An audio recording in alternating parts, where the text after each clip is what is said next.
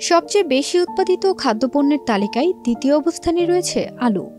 বেশ কয়েক বছর আগে দেশের চালের সংকট তৈরি হলে অনেক রাজনীতিবিদ ভাতের পরিবর্তে আলু খাওয়ার পরামর্শ দিয়েছিলেন।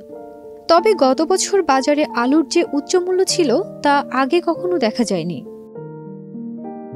সবসময় উৎপাদন বেশি থাকা সেই আলুই এখন ভোক্তাদের দুশ্চিন্তা বাড়াচ্ছে। রেকর্ড মূল্যে কিনতে হচ্ছে চালের পর সবচেয়ে বেশি ভোগের এই খাদ্যপণ্যটি। সরকারি তথ্য অনুযায়ী আলুর ঘাটতি না থাকলেও সুযোগ নিচ্ছেন মধ্যস্থভোগী ও কোল্ড স্টোরেজ ব্যবসায়ীরা। তাদের সিন্ডিকেট চলতি মৌসুমে এখন পর্যন্ত হাতিয়ে নিয়েছে প্রায় ৮,০০০ কোটি টাকা। গত বছরের অক্টোবরে ৭০ টাকা কেজিতে আলু কিনতে হয়েছিল। বর্তমানে ভরা মৌসুমে প্রতি কেজি আলু ৫৫ থেকে ৬০ টাকায় কিনতে হচ্ছে ভোক্তাকে।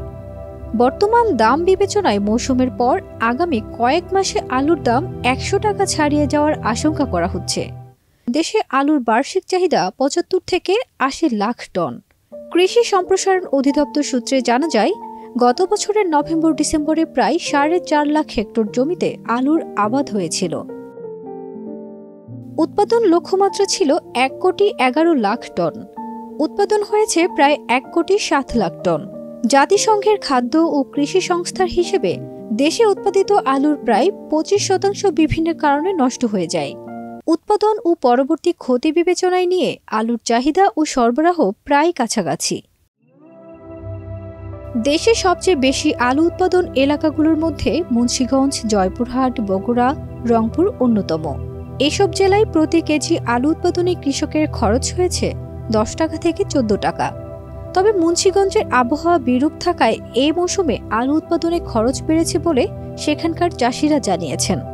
তবে এইসব জেলায় মাঠ পর্যায়ে কৃষকরা আলু বিক্রি করেছেন ২৫ টাকা থেকে ৩০ টাকা দরে।